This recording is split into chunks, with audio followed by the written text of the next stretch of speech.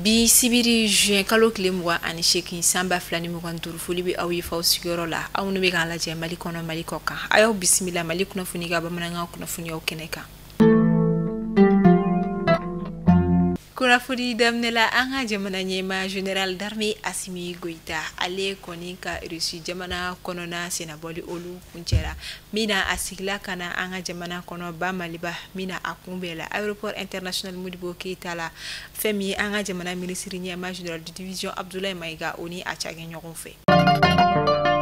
Fɛn min ye jeu de l'AES min tako fɔlɔ baaraw bɛ ka kɛ an ka jamana kɔnɔna la ni wagati in na baaraw kɔni nun do la fɛn min ye a yirala k'a fɔ lutte traditionnelle Niger jamana ale de kɔni bɛ ten kan ni wagati in na o la o tɛ a bannen ye fɛn min ye tournoi de judo ni o ye senfili ni bolofili arts martiaux o fɛnɛ bina kun na an ka jamana ba Maliba ale kɔni ye médaille d'or ani médaille d'argent sɔrɔ o la min na médaille de bronze o tala Burkina Faso jamana ale fanfɛ. Ali bi jeu de l'AES kunnafoniyaw kɔnɔna la fɛn min ye judo ni o ye senfili ni bolofili ye arts martiaux o fana bina ko ka an ka jamana ba Maliba ale kɔni ye jɔyɔrɔ fɔlɔ sɔrɔ o la ka d'a kan Mali ka médaille d'or o taara i jɔ fɔ médaille d'or duuru bɔɲanko la min na fɛn min ye an ka jamana kɛla premier Niger jamana ale kɔni kɛra jɔyɔrɔ filalan ye min na ale fana kɔni ye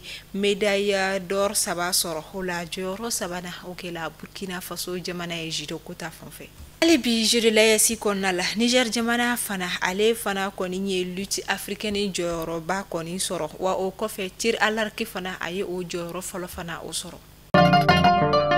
Kasangani domi taleno ka a tɔgɔ da ko la journée internationale de lutte contre l'abus et le trafic illicite des drogues ni o ye ɲɛnaminimafɛnw yɛrɛ kɔni kɔnsɔmili o kɛlɛli kɔni koɲɛw ye don min taleno ko ɲɛsi o ma diɲɛ fantan a naani bɛɛ lajɛlen fɛ an ka jamana kɔni ye a la ɲɛnamaya ka sanga ni juin kalo tile 20 ani tɛmɛnen ye min okumu kɔnɔna la tigɛ kɔni kɛra fɛn min ɲɛnaminimafɛn tɔni 76 bɔɲango de kan a kɛra fɛn min ye jogar la kati cercle o kɔnɔna la min yɛrɛ kɔni na baara kɔni bɛɛ lajɛlen kɛla fɛn min ye office central des stupéfiants olu yɛrɛ kɔni ka wuli ka jɔ kɔnɔna la.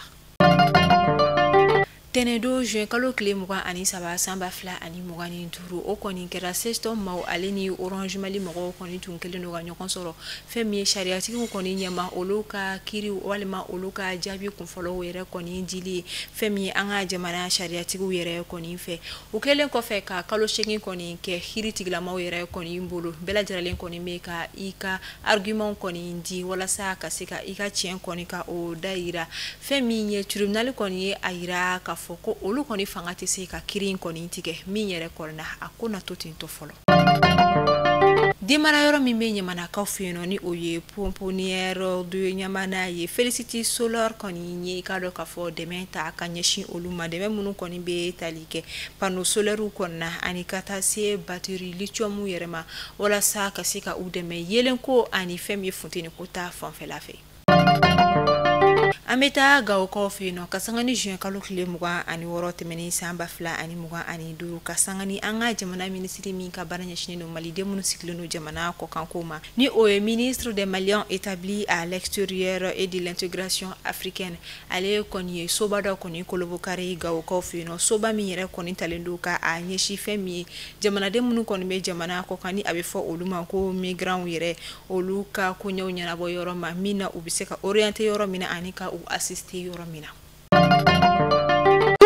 A y'a fɔ ko tare ka sababuya kɛ Jawando service ale nalen don ni projet kura ye projet min n'a bɛ wele ko Dukadi ye projet ye min ni a bɛna kɛ tikɛnakaw olu fɛ yen nɔ banque bɛna a financement ni ka o kɛ i bɛ 20% dɔrɔn de sara awɔ 20% banque yɛrɛ b'a tɔ bɛɛ lajɛlen sara ka so jɔ k'a ban pewu k'a tile d'i ma i ka yɛlɛma i ka so kɔnɔ so ninnu bɛna kɛ 2 chambre salon de ni o ye F3 ye k'a da kulo kan fɛnɛ ka fɔ ko tɔgɔsɛbɛn olu daminɛna ka ban a bɛna taa kuncɛ juin kalo tile 30 san 2025 a y'aw jija dɛ fɛn min ye jawano service ka ni projet kura ye ni o ye du ka di n'a bɛna kɛ tikɛnnakaw fe a kana fɔ aw kɔ cogo si la o t'a bannen dɛ jawano service a bɛ so jɔ ka tila tuguni terrain t'i bolo a bɛ terrain feere i ma jawano service nana tungaranke u lafiyali kama k'a da kulo kan ka fɔ ko jawano service a ka ni projet kura ye a dabɔlen don tungaranke ulu kama n'aw mɔgɔ bɛ kunnafoniya wɛrɛ la sa a ye nɛgɛjuru sira banba 00223 79 09 48 48 walima 00223 79 09 46 46 jawano service ka hakilina tɛ foyi ye denbaya kelen so kelen kasangani biennale artistique 2025 bara ulu okumu konna ye min yɛrɛ la an bɛ wagati min na ko san wuli ka jɔ bɛɛ lajɛlen kɔni sabatilen no walasa ka se ka ni ɲɛnajɛ ba in yɛrɛ kɔni ka a sigi sen kan cogoya min na kasangani labɛn kɛbagaw k'a fɔ u ye a yira k'a fɔ ko wuli ka jɔ ni baara kɔni caman kɔni kɛra nka ko fɛn min ye fɔnko ta fanfɛla fɛ gɛlɛya dɔɔni bi Fémie coordination nationale des associations des retraités régies par l'UNPS ni oye anga jamana konna la fémie mamunu koni be segana fiebo bara olu konna ni ankolu mako retraité u munu yere koni bara ke fémie gouvernement ka boloka ani munu yere ma bara ke gouvernement ka boloka olu koni mbora ka u kan koni korota kuraye kasangani ka la halaya daw yere koni ni kasangani u ka nyefoli ye ayira ka foko abita sanduru de la nyina olu koni ka saradaw koni ko fema fara oka